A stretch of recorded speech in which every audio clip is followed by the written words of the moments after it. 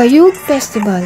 The festival is named after bayug, a type of bamboo which is known for its thick walls.